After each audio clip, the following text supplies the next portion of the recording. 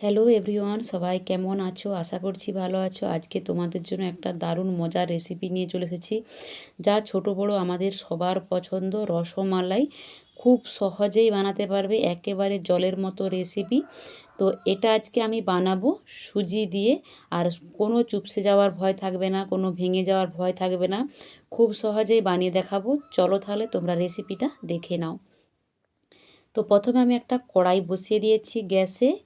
বসিয়ে দিয়ে আমি 2 কাপ গরুর লিকুইড দুধ দিয়ে দিলাম। দিয়ে দুধটা গরম হয়ে গেছে, একেবারে দুধটা ফুটে উঠবে না। এই অবস্থায় আমি চিনি দিয়ে দিলাম 50 গ্রামের মতো, কারণ খুব বেশি চিনি দেব না। রসমালাই একটু হালকা মিষ্টি হয়, তো হালকা মিষ্টি দিলাম আমি দুধের মধ্যে। দিয়ে চিনিটাকে একটু গলতে দেব। একটু দুধটাকে বেশ কিছুক্ষণ ধরে নাড়াচাড়া করেছি। তারপর ওই দুধের মধ্যে আমি 1 কাপ সুজি দেব। তো একসাথে সুজিটা দিয়ে দেব না, হালকা হালকা করে অল্প অল্প করে সুজিটা দেব। আর অনবরত আমার হাতাটা নাড়াতেই থাকবো, যাতে সুজিটা কোনো দলা না পেকে যায়, তার জন্য। তো অল্প অল্প করে সুজিটা দিচ্ছি আর আমি নাড়াচাড়া করছি। তো এইভাবেই আমি অল্প অল্প করে সব সুজিটাই দিয়ে দিলাম। দিয়ে বেশ কিছুক্ষণ একটু নাড়াচাড়া করব, সুজিটা একটু সেদ্ধ হওয়া পর্যন্ত অপেক্ষা করব। তো আমি অনেকক্ষণ ধরেই নাড়াচাড়া করছি, প্রায় হয়েই এসেছে। একেবারে শক্ত শক্ত করব না, নরম থাকতে থাকতে এই সুজিটাকে আমি কড়া থেকে নামিয়ে নেব। তোমরা পুরো ভিডিওটা দেখো, আশা করছি খুব সহজে তোমরাও বানাতে পারবে। আর আমার ভিডিওটি ভালো লেগে থাকলে লাইক কমেন্ট শেয়ার করো, আর নতুন বন্ধু হলে বলো প্লিজ সাবস্ক্রাইব করে পাশে থেকো। তো এই অবস্থায় আমি নামিয়ে নিচ্ছি। দেখো খুব মানে শক্ত করি না, একটু লুজ লুজ আছে। নামিয়ে নিয়েছি।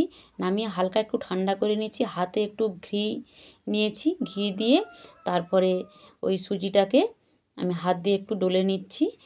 আর সুজিটা একটু গরম আছে, আর একটু হালকা গরম থাকতে থাকতে এটা বানাতে হবে, তাহলে এটা খুব সুন্দর হবে। তো ছোট ছোট করে লেচি করে নিচ্ছি। লেচি করে এবারে হাত দিয়ে একটা গোল করে একটু লম্বা টাইপের শেপ দিচ্ছি। তোমরা তোমাদের পছন্দ মতো যে কোনো শেপ দিতে পারো। তোমরা গোলও করতে পারো, চ্যাপ্টাও করতে পারো। তো আমি লম্বা টাইপের শেপ দিচ্ছি। আমি দুটো বানিয়েছি, আবারও তোমাদেরকে একটা বানিয়ে দেখাচ্ছি। দেখো আবার একটা বানিয়ে নিলাম। একই রকমভাবে আমি সবগুলোই বানিয়ে নিয়েছি। আমার সবগুলোই বানানো হয়ে গেছে। কতটা সুন্দর লাগছে এখনই দেখো। তো তারপরে আমি কড়াইটাকে আবারও ধুয়ে ফ্রেশ করে বসিয়ে দিয়েছি। বসিয়ে দিয়ে 1 লিটার গরুর দুধ এর মধ্যে দিয়ে দিলাম। আবারও দেওয়ার পর আমি আবারও চিনি দিলাম, হালকা যাতে মিষ্টি হয়। তোমরা যদি বেশি মিষ্টি খেতে চাও অবশ্যই দিতে পারো।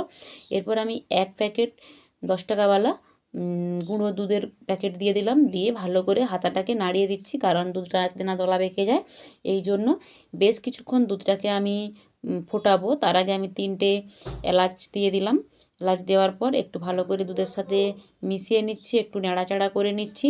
তো দুধটা ফুটে উঠেছে, অনেকক্ষণ ধরে দুধটা ফুটছে। তো দুধটা ফুটে উঠেছে, এবার আমরা এক এক করে ওই মিষ্টিগুলো ওই দুধের মধ্যে ছেড়ে দেব। আমি সব মিষ্টিগুলোকেই এক এক করে আমি ছেড়ে দিচ্ছি।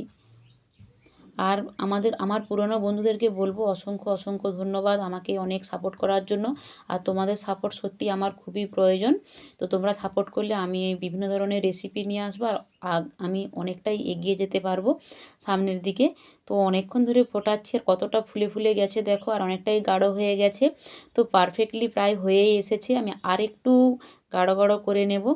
তো আমার অনেকটাই গাঢ় হয়ে গেছে। এইবার আমি এটাকে নামিয়ে নেব। তো দেখো কতটা পারফেক্ট হয়েছে আর কতটা ফুলে গেছে। তো আমি একটা মাটির পাত্র নিয়েছি, ছোট্ট দেখে ভাঁড়। তো তার মধ্যে আমি সব ওই মিষ্টিগুলো এক এক করে নামিয়ে নিচ্ছি। তো আমার মিষ্টি রেসিপিটা তোমাদের কেমন লাগলো অবশ্যই কমেন্ট সেকশনে জানিও। আর আশা রাখবো তোমরা একটা লাইক করে আমার পাশে থাকবে।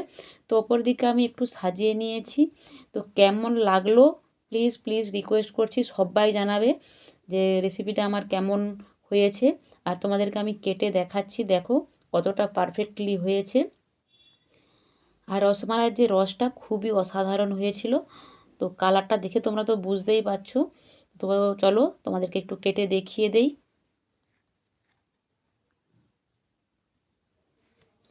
দেখো কতটা ফুলে গেছে আর কতটা নরম হয়েছে, একেবারে অসাধারণ হয়েছে। মানে এক কথায় পারফেক্ট। যে কেউ তোমরা চোখ বন্ধ করে খুব সহজেই বানাতে পারবে। তো চলো, আমার রেসিপিটা তো হয়ে গেল।